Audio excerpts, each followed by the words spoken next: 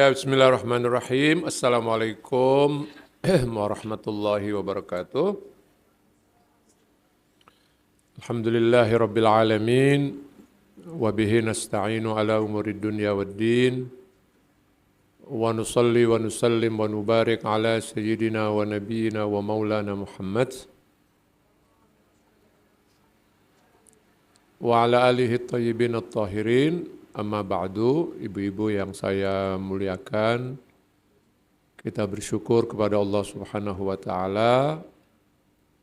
Kembali hari ini Allah perkenankan kita untuk ngaji lagi. Saya ingin meneruskan tema yang kita angkat 2-3 kali terakhir ini, yaitu tentang Syiah ya. Sekali lagi saya ingin tegaskan ya, dan ini penting untuk kita pahami.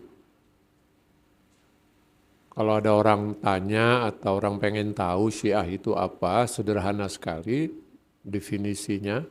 Jawabannya adalah bahwa Syiah itu adalah apa Bu? Ya, Islam perspektif Ahlul Bait atau Islam perspektif keluarga Nabi. Ya udah. Dengan penjelasan seperti itu, maka tidak pada tempatnya dan keliru besar kalau kemudian ada orang yang coba-coba ya, coba-coba menyudutkan Syiah dengan menganggap Syiah bukan Islam. Itu mengingkari realitas, mengingkari kenyataan. Ya, ya sebagai bagian daripada agama Islam, maka Syiah itu identik dengan Islam sepenuhnya. Seluruh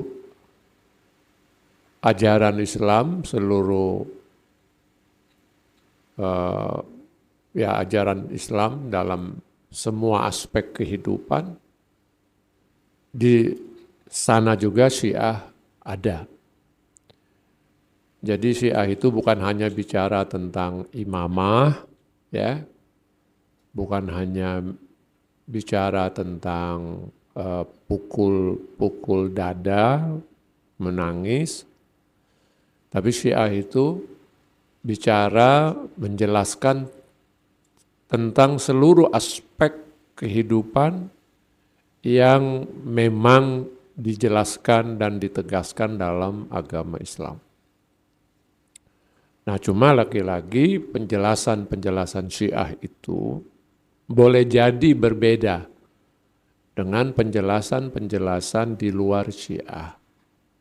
Kenapa? Karena Syiah punya penjelasan sendiri, punya penafsirannya sendiri, yaitu mengikuti penjelasan Ahlul Bait.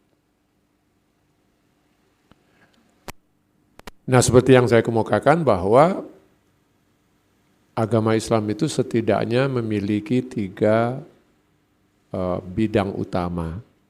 1, keyakinan atau yang kita sebut akidah. 2, syariat atau sebut saja hukum, fikih. Dan yang 3, moral atau akhlak.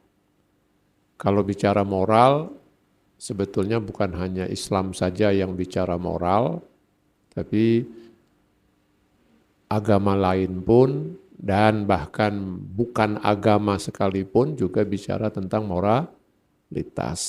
Sehingga hal-hal yang berhubungan dengan moralitas atau yang berhubungan dengan akhlak itu bersifat universal. Nah, tetapi kalau kita bicara tentang keyakinan, Islam punya perspektifnya sendiri, beda dengan Hindu, beda dengan Buddha, beda dengan Kristen, beda dengan Yahudi. Kemudian bicara tentang syariatnya, ya Islam beda dengan agama-agama lain, punya syariat sendiri. Sumber agama Islam, sumber ya, artinya ketika kita ingin menjelaskan tentang Islam, kita nggak boleh asal. Setiap orang nggak boleh ngasal, asal nyebut, oh ini Islam. Menurut saya Islam itu begini, nggak bisa. Islam itu bukan menurut Anda, bukan menurut saya, bukan menurut dia. Ya, kita harus objektif bahwa Islam itu adalah ajaran atau agama yang diturunkan oleh Allah Subhanahu wa taala kepada Nabi Muhammad. Itulah Islam. Jadi kalau orang mau tahu Islam itu apa dan bagaimana, dia harus merujuk kepada dua landasan Islam yang utama. Dua pokok utama, yaitu Al-Quran dan kedua As-Sunnah. Ya, itulah yang juga dijelaskan oleh Syiah. Ya, jadi kalau kita ingin melihat apa itu Islam, kita harus kembali kepada Al-Quran. Al-Quran bilang apa?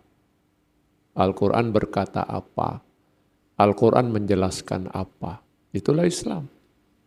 Yang kedua, apa yang dijelaskan oleh Nabi Muhammad.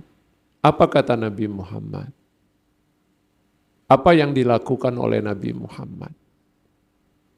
Apa yang disikapi oleh Nabi Muhammad? Itulah Islam. Jadi pada dasarnya landasan utama Islam itu, ya, pokok agama Islam itu adalah Al-Quran dan Sunnah. Nah, tetapi ada tetapinya. Begitu kita merujuk kepada Al-Quran, dan atau kita merujuk kepada As-Sunnah, Al-Quran itu kan berupa teks. Berupa apa, Bu? Teks. As-Sunnah pun buat kita sekarang ini, buat umat sesudah Nabi Muhammad wafat, sunnah itu berupa teks juga. Ya. Karena umat sesudah Nabi Muhammad wafat tidak lagi bertemu dengan Nabi, nggak bisa lagi nanya kepada Nabi. Paling nanyanya kepada sahabat kalau sahabatnya waktu itu masih hidup. Nah, yang ada di dalam hidup di dunia kita sekarang ini, baik Quran maupun Sunnah itu berupa teks. Ya. Al-Quran kita namakan Quran. Sunnah itu kita namakan hadis. Ya, kita namakan hadis. Tapi antara Al-Quran dan hadis itu, Ibu, antara Al-Quran dan hadis itu terdapat perbedaan yang sangat prinsip. Al-Quran dan hadis itu terdapat perbedaan yang sangat prinsip. Apa itu perbedaan antara Quran dan hadis? Pertama, Al-Quran itu dalam istilah bahasa Arab atau dalam istilah ilmu usul fikih itu qat'iyul wurud, ada istilah itu nanti saya jelaskan. Quran itu qat'i. Quran itu pasti 100% teks-teks Al-Quran itu 100% itu pasti dan real berasal dari Allah Subhanahu wa ta'ala. Qat'i itu sesuatu yang pasti, ya, sesuatu yang pasti. Jadi Al-Quran itu qat'i, bahwa dia berasal dari Allah Subhanahu wa ta'ala. Tapi hadis itu dia itu tidak sampai level qat'i. Enggak sampai levelnya itu 100%. Hadis itu levelnya itu di bawah 100%. Dinamakan dengan atau diistilahkan dengan zonni. Ya, zonni.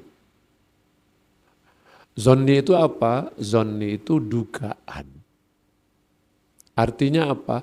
Sebuah hadis itu diduga berasal dari Nabi Muhammad. Diduga. Jadi itu kan beda betul ya. Kalau Quran itu teksnya itu pasti dari Allah Subhanahu wa taala. Tapi kalau hadis itu teksnya itu diduga berasal dari Nabi. Jadi kalau saya baca, misalnya kita buka Al-Quran ini Al-Quran. Al-Quran ini diawali dengan surat Al-Fatihah, diakhiri dengan surat An-Nas, ada 114 surah, ada 6.000 ayat lebih. Nah seluruhnya itu, semuanya itu datang dari Allah Subhanahu wa ta'ala. Langsung dibawa oleh malaikat Jibril kepada Nabi Muhammad. Tapi kalau yang namanya hadis, hadis itu kan adanya di mana Bu? Adanya di dalam sebuah kitab. Kalau kitab Al-Quran cuma satu. Nggak ada Al-Quran yang versinya beda-beda. Nggak ada. Al-Quran itu dari zaman Nabi Muhammad sampai sekarang ya satu. Nggak ada beberapa versi, nggak ada. Ya. Kalau ada orang yang bilang, ini lagi-lagi fitnah. Kalau ada orang bilang, oh Qurannya versi Syiah itu beda dengan Qurannya versi Sunni.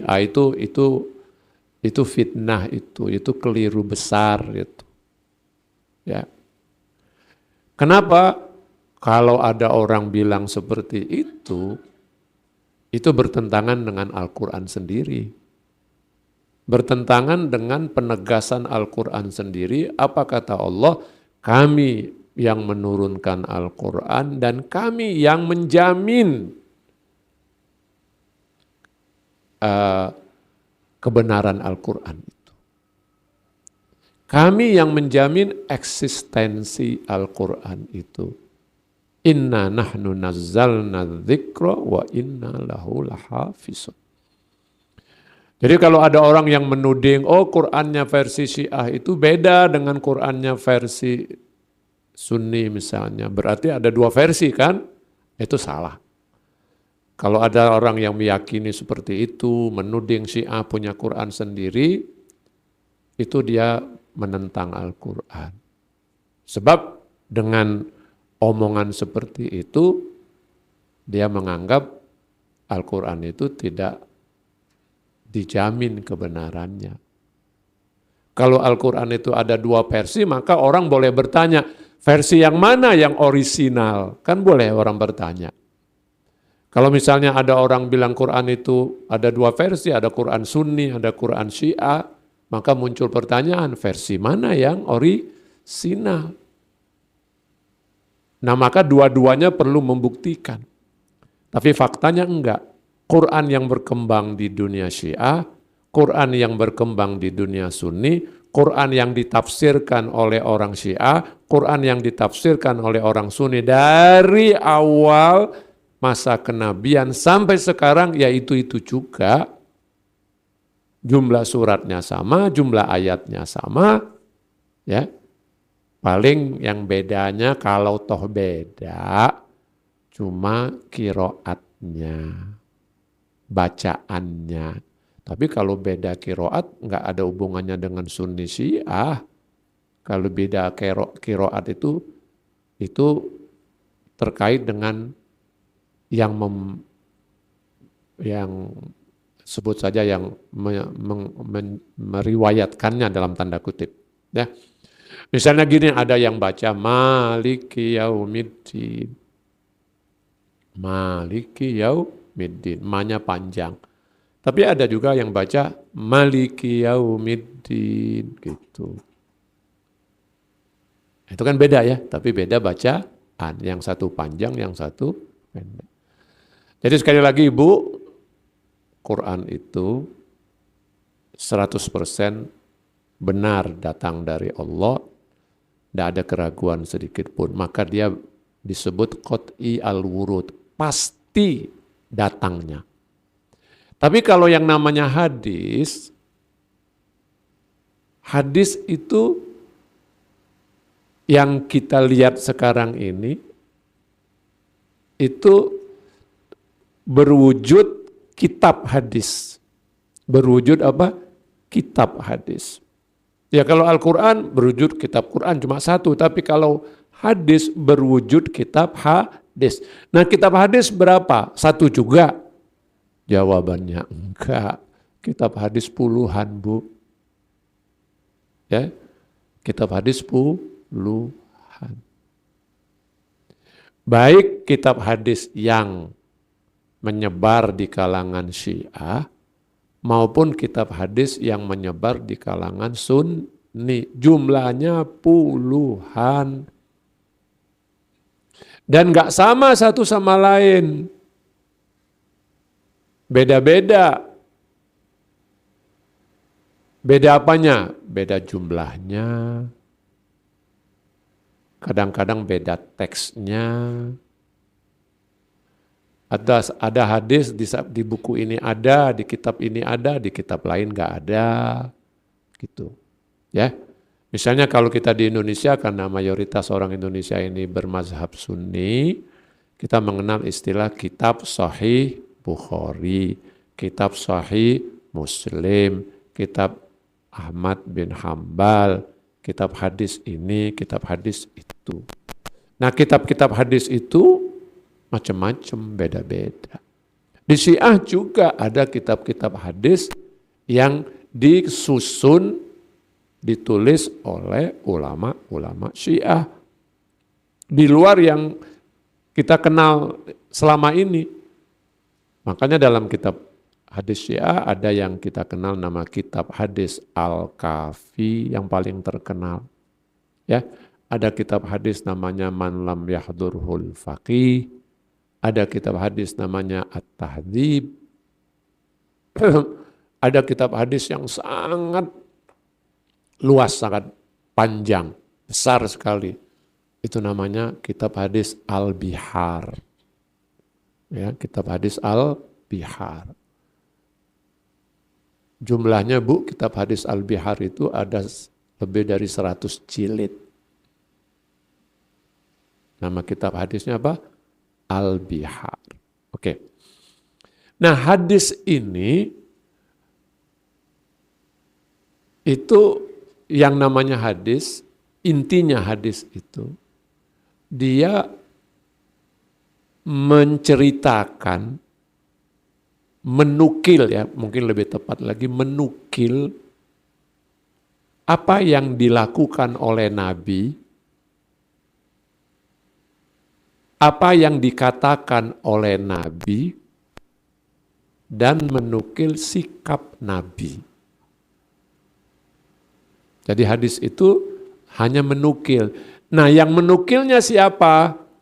Yang menukilnya ya sahabat-sahabat Nabi yang masih hidup saat itu. Yang melihat Nabi, yang berjumpa dengan Nabi, yang bertemu dengan Nabi, yang bertanya kepada Nabi, itu menukil. Oh, kata sahabat ini, Nabi itu berkata, misalnya Nabi berkata, innamal a'malu binniyat. Amal itu dengan niat. Amal itu tergantung niat misalnya. Nah, ketika Nabi mengatakan innamal a'malu binniyat, sahabat yang mendengar Nabi ngomong seperti itu, mungkin dia hafal atau dia catat. Nah, si sahabat yang mendengar dari Nabi ini kemudian menjelaskan kepada orang lain, menceritakan kepada orang lain. Terutama setelah Nabi wafat. Begitu Rasulullah wafat kan yang masuk Islam banyak. Berbondong-bondong orang masuk Islam. Di surat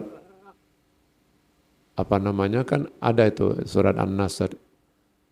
Idza jaa nasrullahi wal fath wa ra'aitan nasa yadkhuluna fi dinillahi afwaja. Mereka masuk ke agama Allah secara berbondong-bondong. Nah, mereka nggak jumpa dengan Nabi. Maka mereka nanya ke siapa? Ya nanya ke sahabat-sahabat yang pernah jumpa dengan Nabi. Nah, ini generasi berikutnya ini namanya generasi tabi'in, bukan lagi sahabat. Tabi'in. Kalau sahabat yang jumpa dengan Nabi. Generasi berikutnya namanya tabi'in. Tabi'in ini karena dia nggak ketemu sama Nabi, dia nanya kepada sahabat. Fulan sahabat, Nabi itu sholatnya gimana? Kan dia namanya pengen belajar. Nabi itu bagaimana perilakunya kepada istrinya? Bagaimana sikap Nabi kepada anak-anaknya? Si sahabat tadi menjelaskan. Oh, saya dengar Nabi bilang gini. Atau sahabat tadi bilang, saya lihat Nabi itu kalau sholat tangannya lurus misalnya. Ini contoh aja, misalnya aja. Saya lihat Nabi kalau sholat tangannya lurus. Sebelum ruku rakaat kedua dia kunut misalnya. Dia nggak nanya, dia lihat. Nah, itulah yang disebut dengan hadis. Di 100 tahun pertama, Bu, di 100 tahun pertama, jadi dari tahun 11 sampai dengan tahun 100, itu hadis beredar di tengah masyarakat, hadis beredar di tengah masyarakat Muslim melalui penukilan. Maksudnya dari mulut ke mulut. Di 100 tahun pertama, hadis tidak ada dalam sebuah buku. Jadi tidak ditulis dalam sebuah kitab. Ini fakta ya. Tidak ditulis dalam sebuah kitab di 100 tahun pertama. Berarti hadis itu beredar dari mulut ke mulut. Nah, generasi itu kan, satu generasi itu berapa tahun sih? 25 tahun lah kita anggap ya. Atau 20 tahun satu generasi. Generasi sesudah Nabi kan namanya generasi sahabat. Sesudah sahabat itu nanti ada generasi berikutnya namanya tabi'in. Tabi'in itu generasi berikutnya namanya tabi'in. Nah begitulah, ada generasi 3 atau 4 generasi. Selama 3-4 generasi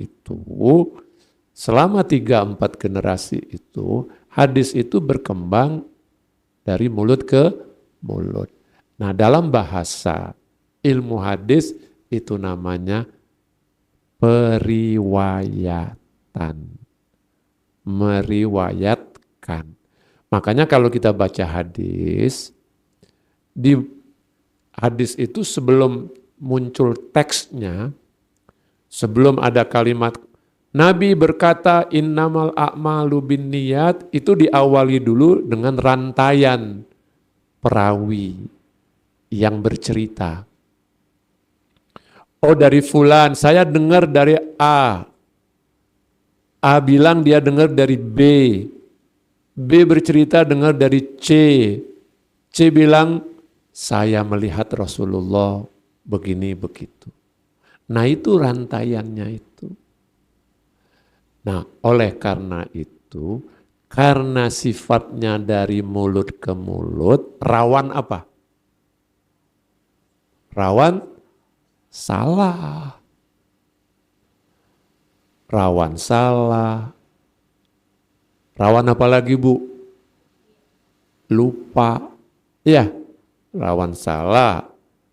Rawan lupa. Rawan apa lagi? Pemalsu. Wah. Nah, hadis itu baru dibukukan itu di abad kedua Hijriah.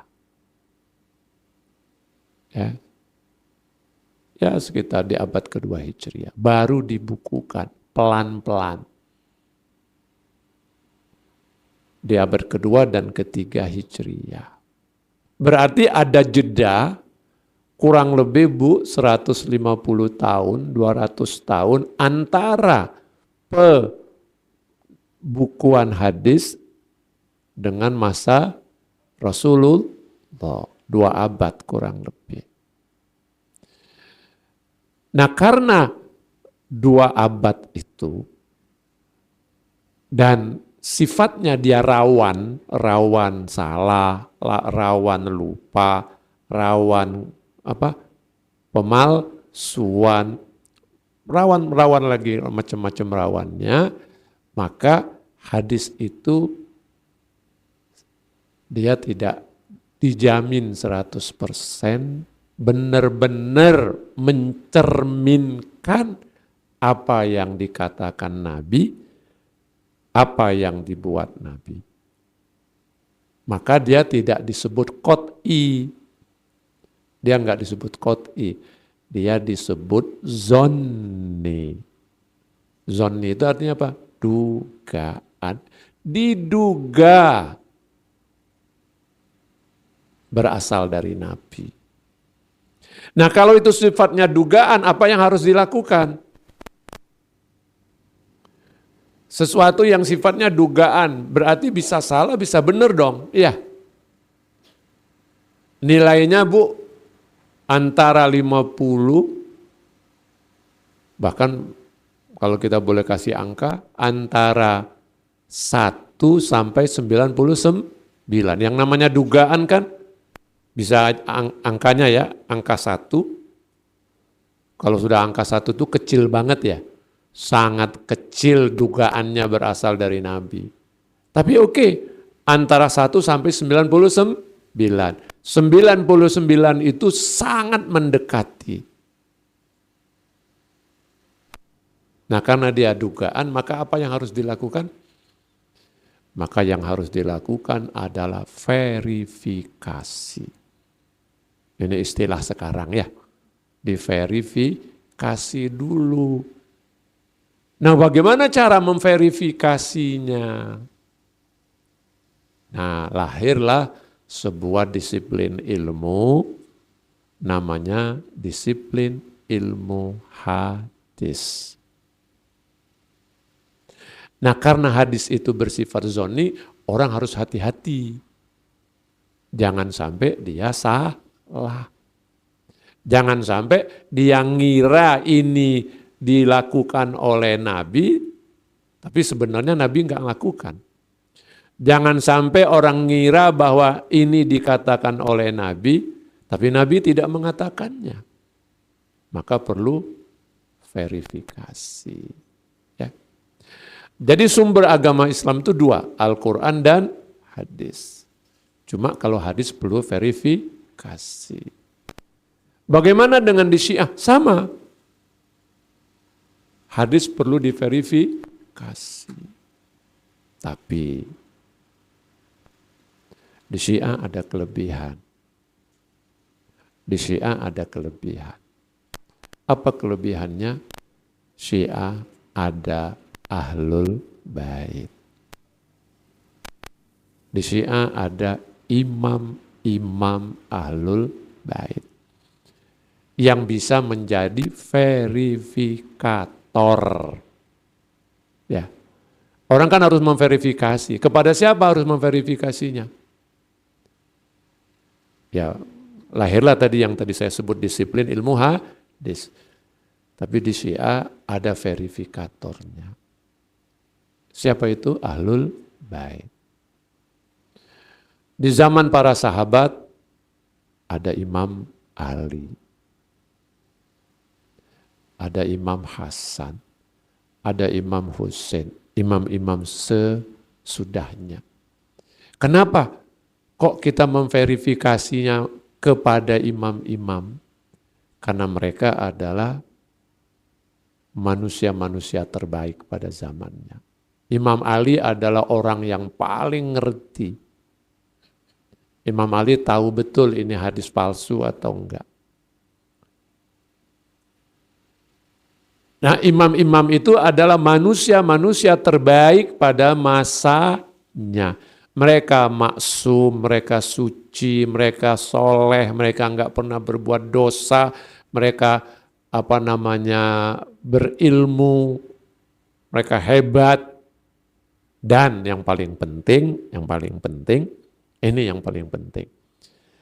Nabi Muhammad SAW mengamanatkan, mewasiatkan. Kalau kamu berselisih, kata Nabi, kalau kamu berbeda-beda pendapat, kata Nabi, amanat dari Nabi, kamu harus kembalikan kepada ahlul bait. Itu perintah Nabi. Kalau kamu berselisih, kamu bingung, tanya ahlul bait.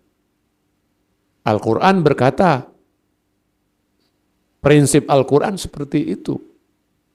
Apa kata Al-Quran? Fas'alu ahla dzikri in kuntum la ta'lam. Tanya orang yang ngerti, tanya verifikator. Nah, kira-kira begitu ya. Tanya orang yang tak faham betul kalau kamu nggak ngerti.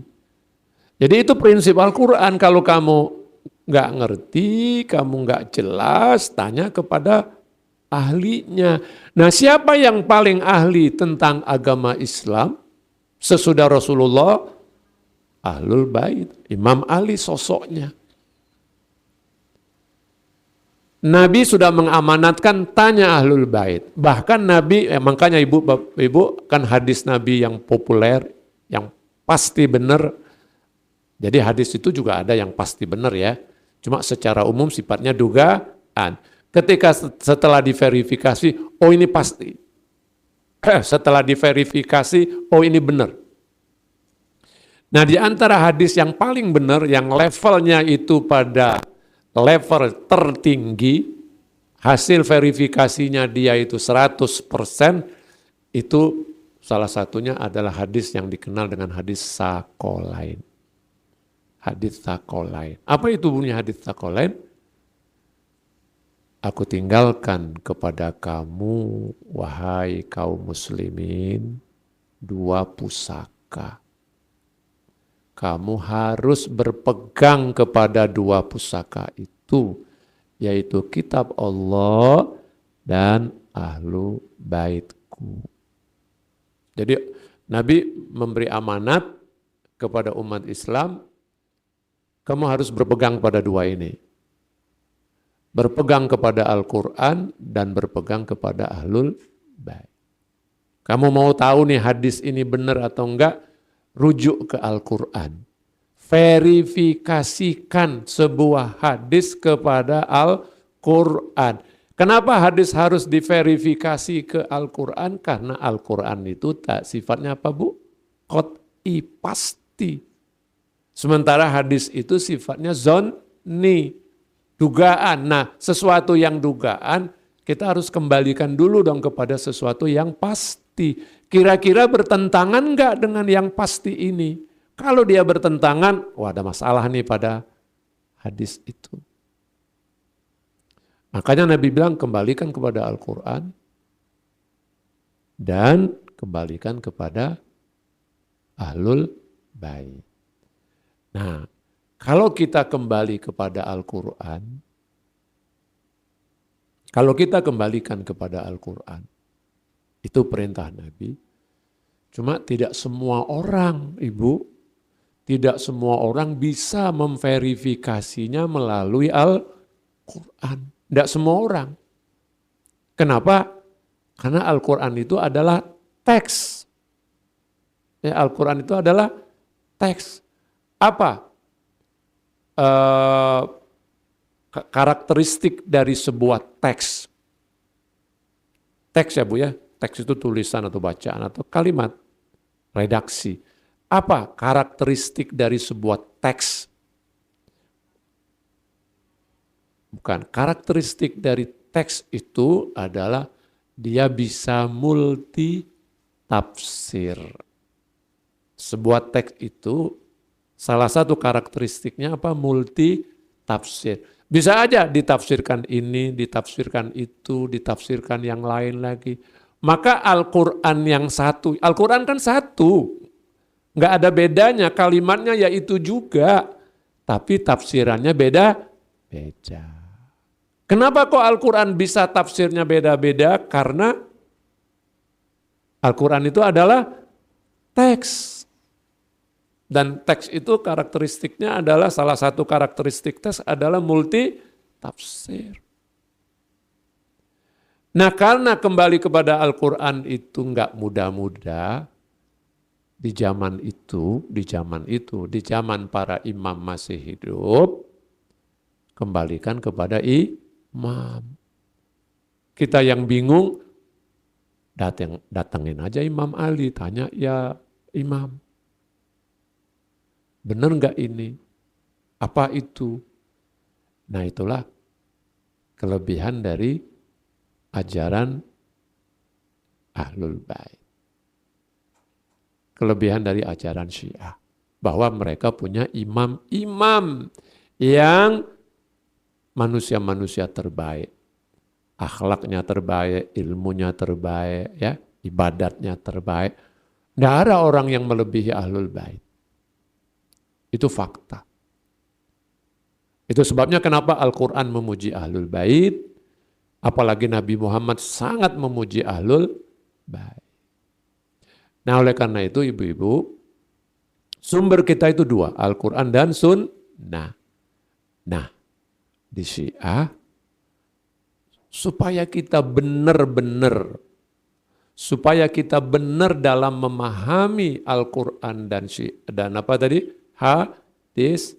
Karena kita harus kembali kepada Al-Quran dan hadis supaya kita benar, jangan salah. Maka kita perlu satu, kembali kepada Ahlul Bait. Apa penjelasan Ahlul Bait? Apa yang dijelaskan oleh imam-imam tentang agama Islam? Imam menjelaskan apa? Imam Ali menjelaskan apa? Imam Hasan menjelaskan apa? Imam Husain menjelaskan apa? Karena mereka ini orang-orang suci dan Nabi memerintahkan kita untuk kembali kepada mereka, maka kita tanya. Nah itu kelebihan dari Syiah. Maka Syiah itu adalah Islam perspektif Ahlul Bait.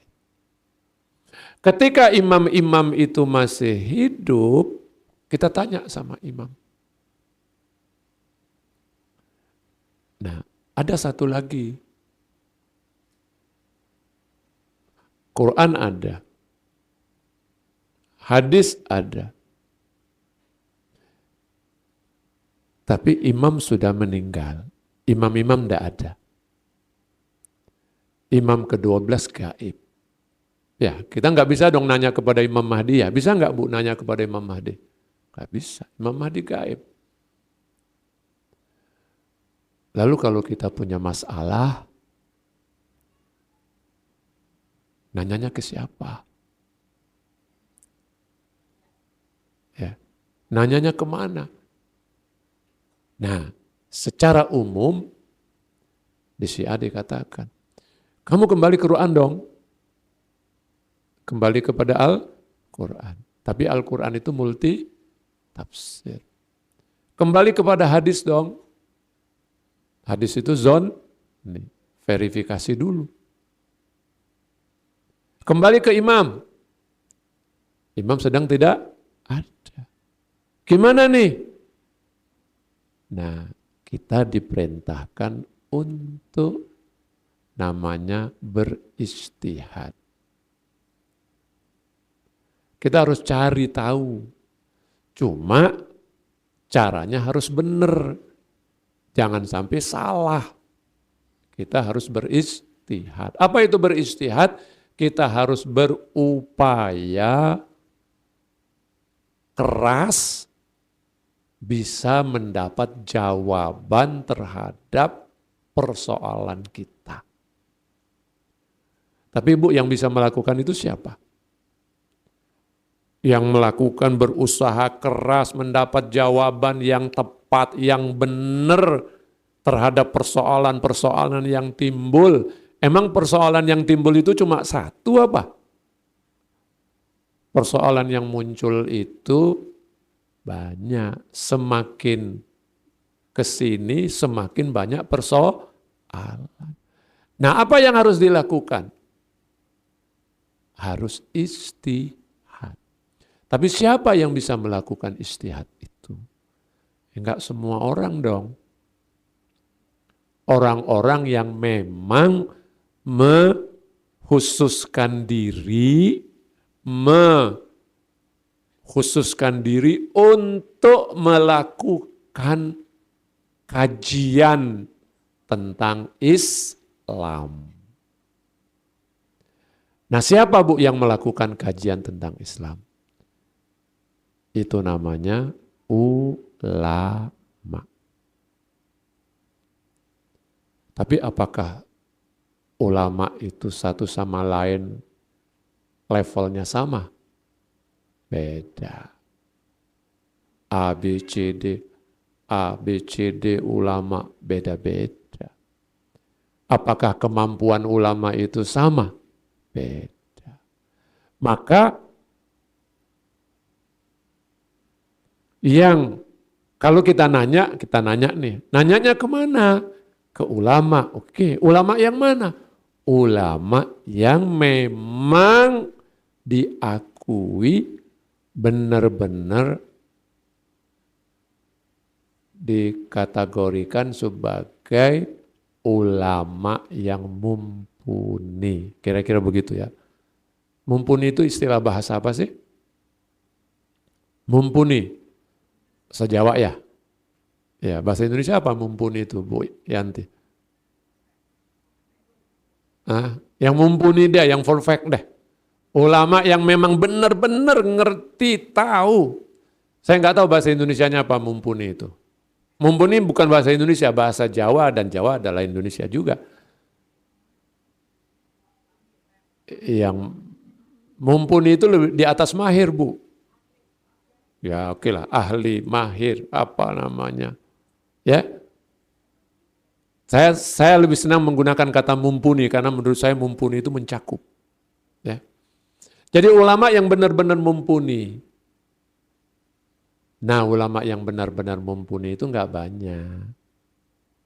Itu yang benar-benar memberi waktu, perhatian, dan syaratnya ada satu.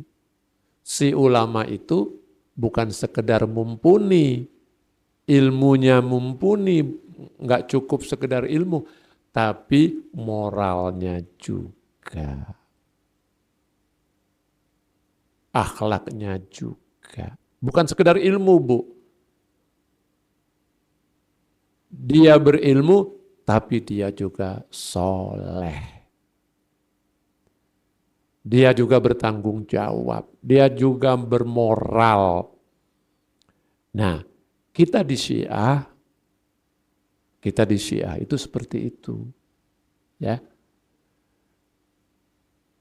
Kembali kepada Imam 12. Begitu Imam 12 ke Imam ke-12 gaib, Imam memberi wasiat. Imam memberi amanat, selama masa kegaibanku, kamu gak bisa jumpa dengan aku, kamu gak bisa ketemu dengan aku, kamu harus merujuk ke fuqaha. Kamu harus merujuk kepada ulama-ulama yang mumpuni dari pengikut-pengikut ahlul bait. Itu disebut dengan fuqaha atau faqih. Kalau satu faqih, tunggal faqih. kalau banyak fuqaha. Siapa itu fuqaha? Dikenal di tengah masyarakat. Oh ini sangat mumpuni, ini baik, karena yang sampai ke level fuqaha itu enggak banyak, maka akan muncul di tengah masyarakat siapa yang namanya faqih itu. Nah begitulah tradisi di Ahlul Bait. Ya, dari zaman ke zaman muncul yang namanya faqih. Tidak harus satu, bisa dua, bisa tiga, bisa empat, bisa lima. Tapi kalau sekarang misalnya ada tiga, ada empat. Ya. Kalau zaman dulu mungkin satu aja. Tapi sepanjang zaman Bu, terus nggak pernah ada satu waktu yang vakum itu nggak pernah. Jadi dalam sejarah Syiah Ahlul Bait, nggak pernah ada satu fase di mana kosong.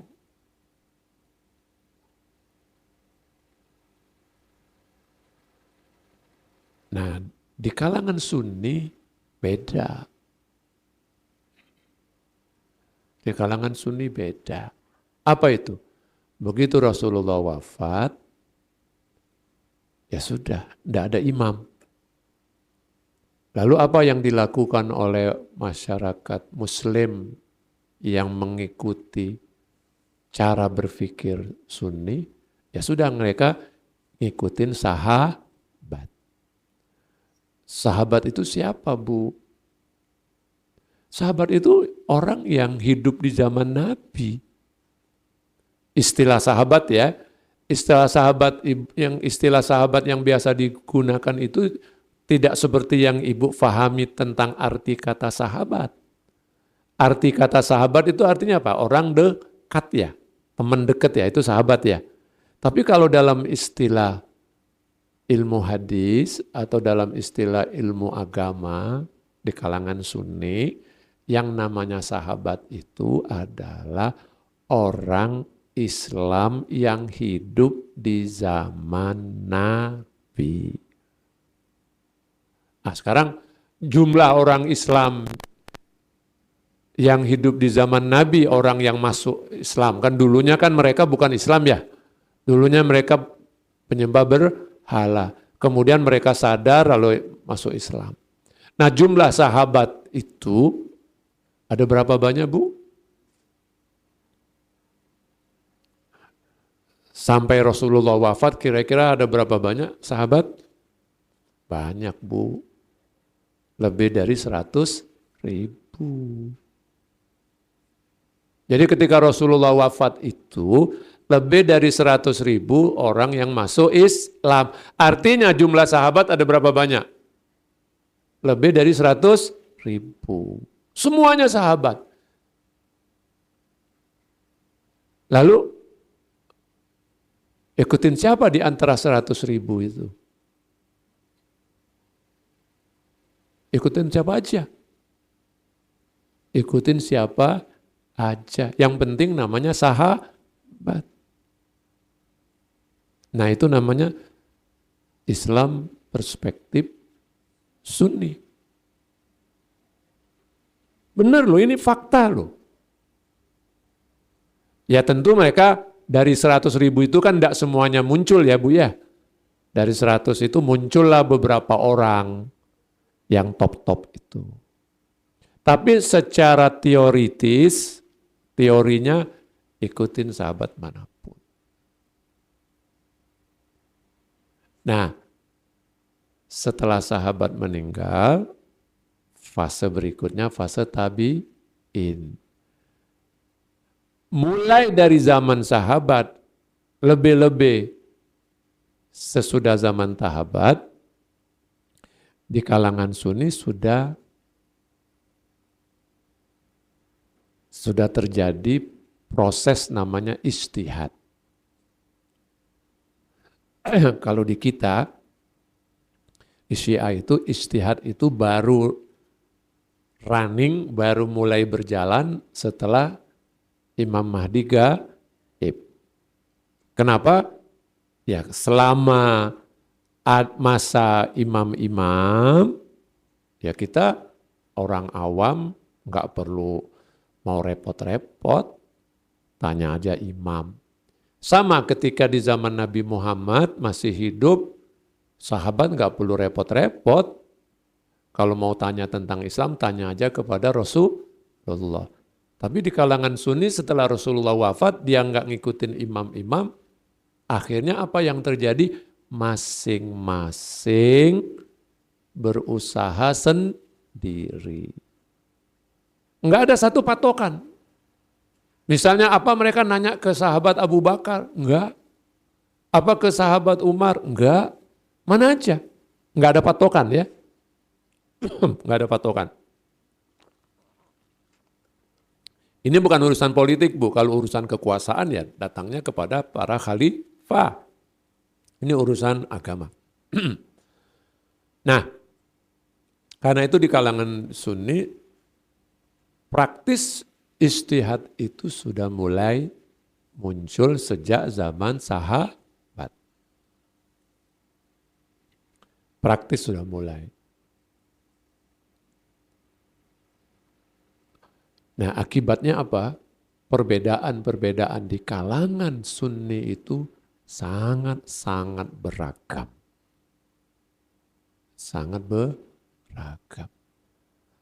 100 tahun pertama, ya, sangat beragam. 100 tahun kedua, mulai muncul tokoh-tokoh atau ulama-ulama besar Sunni. Muncullah 4 ulama besar. Siapa itu? Muncullah Imam Abu Hanifah, Imam Malik, Imam Syafi'i, dan Imam Ahmad bin Hambal. 4. Ya. Nah ini ulama-ulama besar. Ulama-ulama 4 ini memang lebih fokus kepada fikih, pada syariat. Karena yang memerlukan ijtihad itu kan di bidang fikih. Nah muncullah 4 ulama ini yang jadi rujukan sebagian orang Sunni, sebagian tidak semua. Sebagian lain enggak merujuk. 4 orang ini menjadi rujukan. Nah, pada abad ke-5 Hijriah atau pada abad ke-6 Hijriah itu ada sebuah dekrit dari khalifah pada masa itu bahwa umat Islam tidak boleh lagi berijtihad. Harus ngikuti satu di antara 4 imam mazhab itu. Dekrit oleh penguasa zaman itu. Ini dekrit ya Bu ya, keputusan politik. Harus kembali kepada salah satunya. Nah, maka sejak itu 4 ulama ini menjadi rujukan penganut-penganut Ahlus Sunnah. Nah, sejak itu ijtihad di kalangan Sunni itu meredup. Redup. Kenapa? Kembali aja kepada salah satu di antara 4 ini. Sampai tahun 1900,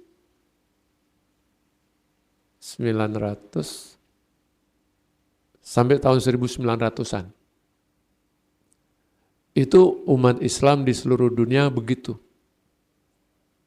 Tidak ada mujtahid yang di kalangan Sunni ya. Nah baru tahun 1900-an muncul upaya-upaya di kalangan Sunni untuk menghidupkan ijtihad kembali. Itu baru tahun 1900-an. Atau anggaplah 1800-an sekian lah. Ya. Baru muncul upaya-upaya apa Bu? Menghidupkan ijtihad kembali. Jadi di abad 19 atau bahkan di abad 20. Tapi sampai sekarang mayoritas umat Islam Sunni mereka mengikuti salah satu di antara 4 ini. Ya udah, apa kata Imam Syafi'i? Indonesia kan menganut mazhab Imam Syafi'i. Ya udah, apa kata Imam Syafi'i? Tidak lagi ada upaya untuk apa namanya? Untuk melakukan evaluasi. Udah, apa kata Imam Syafi'i cukup. Nah, di Syiah enggak. Di Syiah berkembang terus. Di Syiah itu ulama yang sudah meninggal dihormati. Tapi kita tidak lagi merujuk kepada yang sudah meninggal. Kita harus merujuk kepada yang masih hidup. Kenapa yang masih hidup? Karena dia yang lebih tahu problematika zamannya. Kalau yang sudah lewat, tidak. Loh, imam-imam gimana? Imam-imam dia adalah sumber. Imam-imam itu memang itu adalah wasiat Nabi, ikuti ahlul bait. Nah, di kalangan Syiah beristihad sekarang ini harus merujuk kepada Al-Quran, harus merujuk kepada hadis Nabi, dan juga harus merujuk kepada imam-imam atau sebut hadis imam-imam. Sebab hadis imam-imam itu dicatat juga. Ya, dicatat. Nah, kalau saya tadi sebut kitab Al-Bihar, Al-Bihar itu ada 100 jilid lebih, mayoritas isi kitab Al-Bihar itu, mayoritas isinya itu hadis-hadis dari para imam. Plus dari Nabi Muhammad. Ya. Tapi di Syiah perlu memahami Al-Quran, memahami hadis Nabi, memahami hadis-hadis dari para imam, memerlukan satu lagi, memerlukan intelektual. Memerlukan apa Bu? Intelektual. Nah, untuk memahami itu di Syiah ditegaskan bahwa kita harus menggunakan akal. Harus menggunakan rasio. Sebab teks itu multi tafsir. Untuk memahami teks, gunakan ini. Apalagi sudah bicara syariat ya. Memahaminya.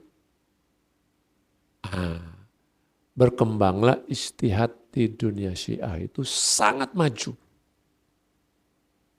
Di dunia Sunni ketinggalan dibandingkan dunia Syiah. Kenapa Bu di dunia Sunni ketinggalan? Karena dunia Sunni baru mau hidup kembali pada abad ke-19. Sementara di Syiah, begitu imam gaib pada abad ke-4, sudah berkembang ijtihad terus-menerus sampai zaman ini. Makanya produk-produk ijtihad, produk-produk ilmu ijtihad di kalangan Syiah luar biasa. Ibu kalau ke KUM deh, kapan-kapan ke KUM ya. Siapa yang belum pernah ke KUM? Ya, nanti kita bareng ke KUM ya. Amin. Ya Bu, kita bisa lihat itu bagaimana proses ulama-ulama belajar di sana.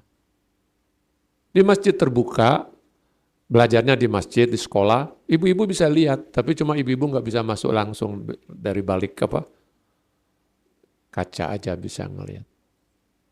Ya kecuali di kelas-kelas tertentu kalau memang dibenarkan. Tapi di kalangan ibu-ibunya ada. Jadi ulama-ulama perempuan yang jago-jago di Iran tuh banyak loh Bu. Cuma kita aja yang enggak.